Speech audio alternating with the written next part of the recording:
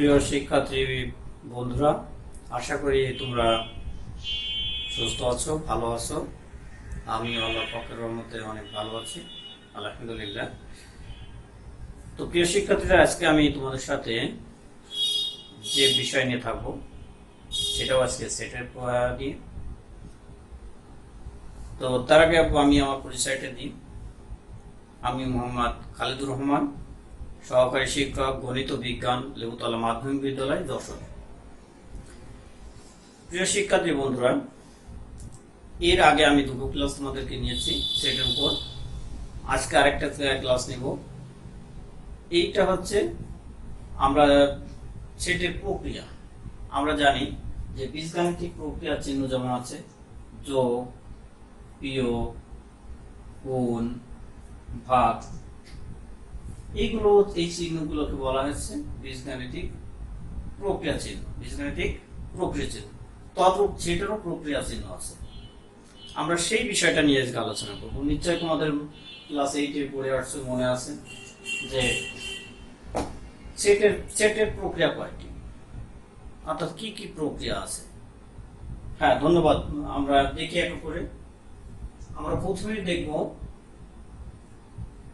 Set প্রক্রিয়া। আজকের আলোচনার বিষয় হচ্ছে সেট প্রক্রিয়া।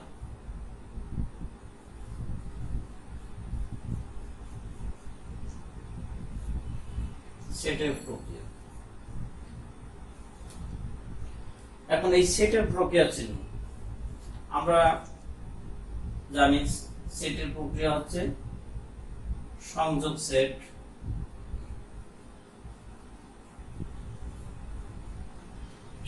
সংযোগ সেট।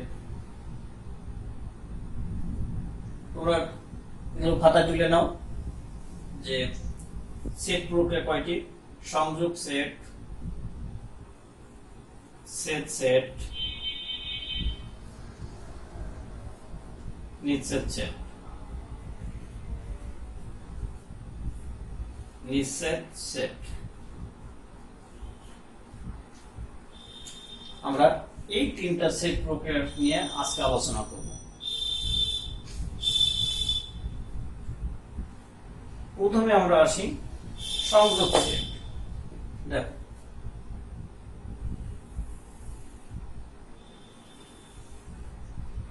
এ একটা সেট, বি আর একটা সেট। আমি এর আগে পূর্বের ক্লাসে আমি তোমাদেরকে বলছিলাম ভেন চিত্রের কথা। ভেন চিত্র, জন ভেন এভাবে চিত্রের সাহায্যে তার সেটের কার্যবিধি বর্ণনা করেছিলেন যে এ একটা সেট, এ সেটের উপাদান মনে করো 1 2 3 4, বি সেটের উপাদান মনে করো 6 7 8 9। এই সেট আছে। এখন আমরা যদি এটাকে সংযোগ করতে চাই, আমরা প্রথমে সংযোগ সেট নিয়ে আলোচনা করি।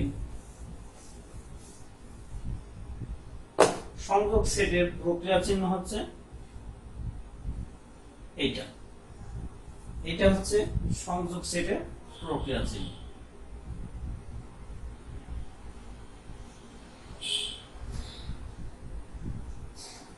তাহলে আমরা এ একটা সেট, বি আর একটা সেট।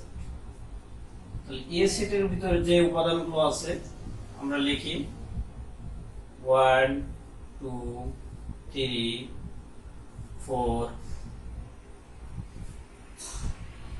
8। এটা আছে সংযোগ। কত হচ্ছে? 4 6 7 8 9।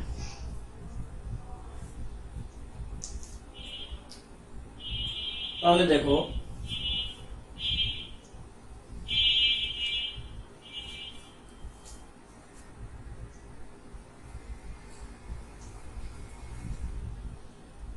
এখানে সংযোগ বলতে দুই সেটের ভিতরে যে উপাদানগুলো আছে এই উপাদানগুলো নিয়ে নতুন একটা সেট গঠন করতে হবে।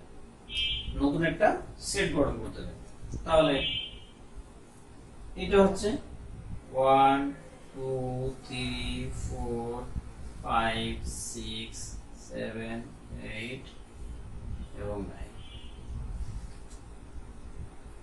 এটা হচ্ছে সংযোগ সেট, অর্থাৎ এ সেটের ভিতরে আর বি সেটের ভিতরে যে উপাদানগুলো ছিল এই উপাদানগুলো নিয়ে আমরা নতুন একটা সেট গঠন করেছি, যার উপাদানগুলোর সংখ্যা হচ্ছে 1 to 10 9।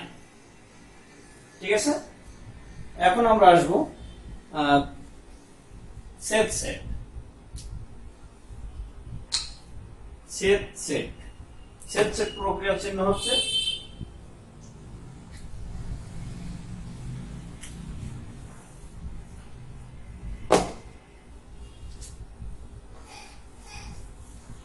আমরা সেট সেটের প্রক্রিয়া চিহ্ন দেখব। সেট সেটের প্রক্রিয়া চিহ্ন হচ্ছে উল্টা ইউ, আমরা বলি উল্টা ইউ, কেউ বলে টুপি, মানে বোঝার সুবিধার্থে, মনে রাখার সুবিধার্থে যে যেভাবে পারে নিজের ভিতরে কৌশলটা মনে রাখে আর কি। এটা হচ্ছে সেট সেট। অর্থাৎ সেট বলতে কি বোঝায়, অর্থাৎ আমরা যদি দুটো সরলরেখা কখনো কল্পনা করি, তাহলে একটা সরলরেখা আরেকটা সরলরেখাকে যদি পরস্পর ছেদ করে তাহলে একটা ছেদ বিন্দু পাওয়া যাবে। তাহলে অনুরূপভাবে যে দুইটা সেট, অর্থাৎ দুইটা সেট যদি পরস্পরের ভিতরে কমন কোনো উপাদান অর্থাৎ সাধারণ কোনো উপাদান খুঁজে পাই, তাহলে আমরা সেই সেটটাকে বলা হচ্ছে সেট সেট। অর্থাৎ এখানে আমার একটা সেট আছে এ সেট আর বি সেট। এ সেট এবং বি সেটের ভিতর দেখো, এ সেটের ভিতরে আছে 1 2 3 8 2, বি সেটের ভিতর আছে 4 8 9 7 6 5। তাহলে এই দুই সেটের ভিতরে কোন উপাদানটা আছে? দেখো এই দুই সেটের ভিতরে আছে, আমি এখানে যদি একটু বোল্ড করে দেখানোর চেষ্টা করি, দেখো এই দুই সেটের ভিতরে কোন উপাদানটা আছে? 4 আর 8। তাহলে আমরা লিখব এ ইন্টারসেকশন অর্থাৎ সেট এ সেট বি সমান আছে এ সেট বি। তাহলে এর উপাদান সংখ্যা হবে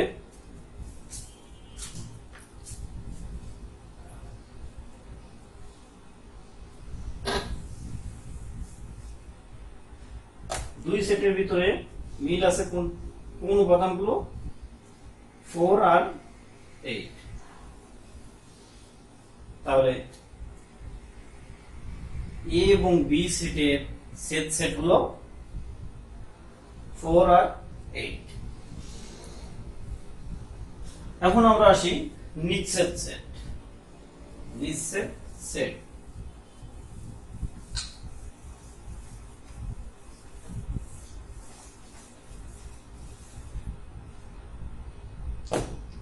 নিঃছেদ সেট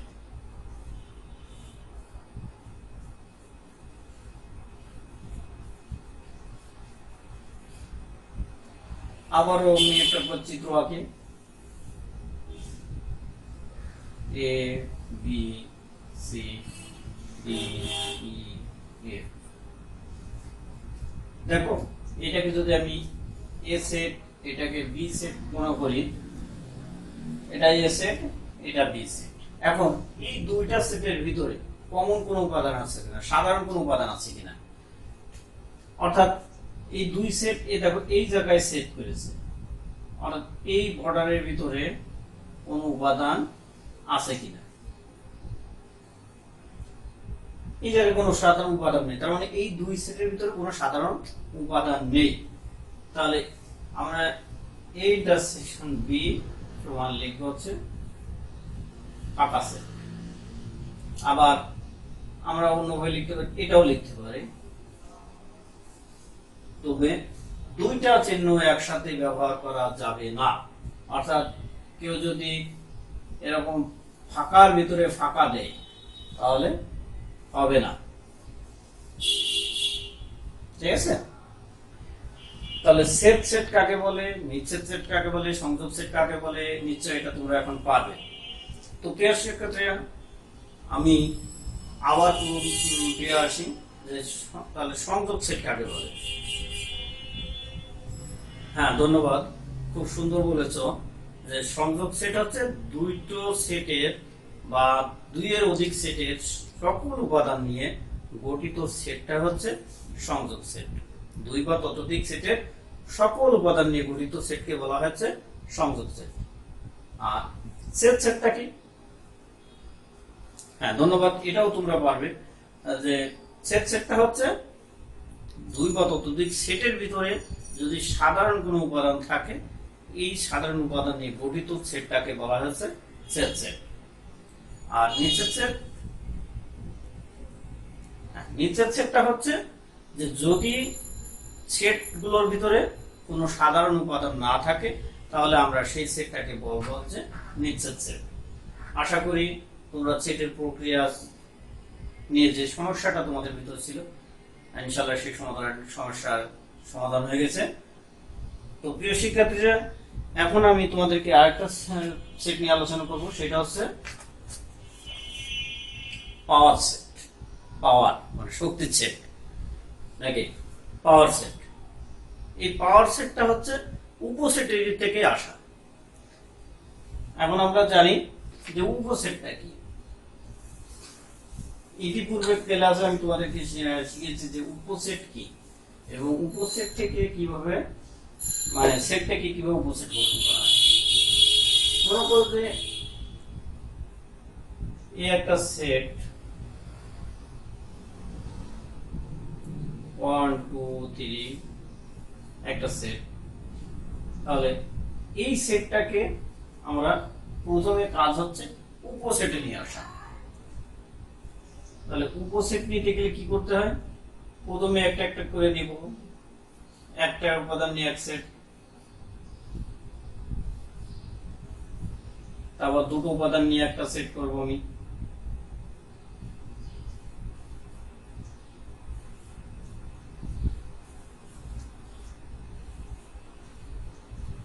এরপরে আসো তিনটা উপাদানের একটা সেট। যেহেতু অর্থাৎ যতগুলো উপাদান থাকবে সেই সেট উপাদানগুলো নিয়ে একটা সেট হবে। আর আগেই বলেছি যে ফাঁকা সেট হচ্ছে সকল সেটের উপসেট। ফাঁকা সেটটা হচ্ছে সকল সেটের উপসেট, এটা সবার সাথে থাকবে। এখন এইটাকে আবার আমরা যেহেতু পাওয়ার সেট শক্তি সেট, এই জন্য ওর আবার আর একটা অতিরিক্ত দুইটা সেকেন্ড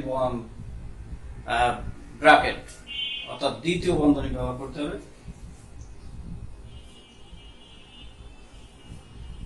তাহলে এই ধরনের সেটটাকে বলা হচ্ছে পাওয়ার সেট বা শক্তি সেট।